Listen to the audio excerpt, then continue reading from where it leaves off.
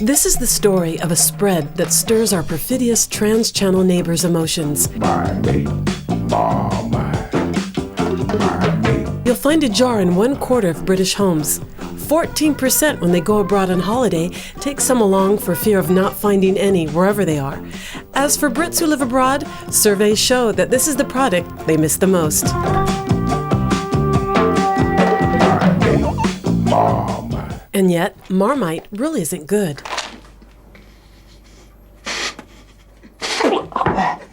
It's savory, it tastes of soya, and extensive tests have shown that kissing someone who has eaten some is a bit like licking paint.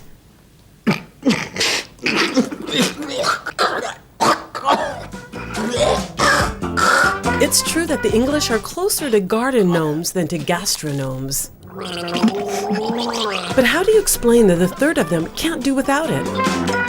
I love the taste. A little time traveling might explain. At the start of the last century, some bright sparks thought they'd recover the remains of yeast used in brewing beer to make a food. And to make believe it was good, they gave it a French name. Marmite.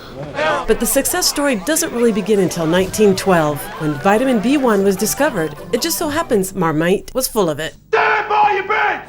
So the murky muck found its way into all kinds of sauces, and in times of war, it was found in the kit bag of all British soldiers. Our mate! Your mate! My mate! My mate! My mate! My mate! Above all, it was distributed in schools, backed up by countless campaigns emphasizing its health benefits. Marmite's especially good for growing children, the richest natural source of vitamin B. So for the last century, little Brits have been reared on Marmite. It's not unheard of for mothers to coat their nipples with it before feeding.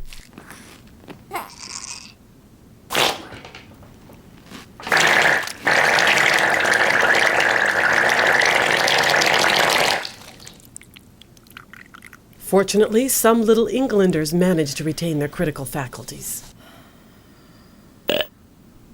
In fact, despite its status as a national treasure, Marmite does have its detractors. According to a survey carried out in 1998, as many as 39% of Britishers hate the stuff. Marmite is well aware that there's no point in trying to convince them. There's more mileage in appearing a nice brand and playing on the product's ambivalence. Marmite. And as those who love it can't do without it, ads can push the envelope without the risk of losing consumers.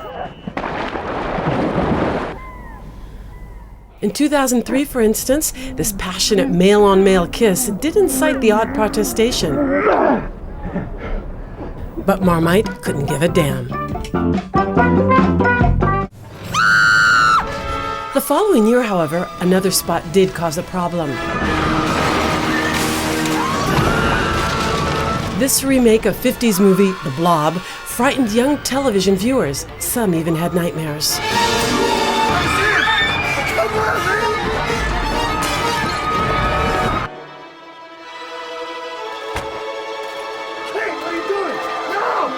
The stuff is revolting anyway, so this wasn't the way to create lasting brand loyalty. So the spot was withdrawn, and last year the brand returned to a communications policy that was more in line with its younger customers.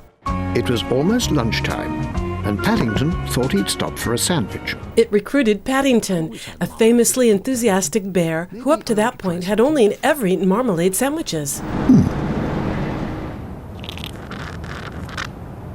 Of course, there were a few bear lovers who protested in the name of tradition, and a petition to return Paddington's marmalade even appeared on the internet.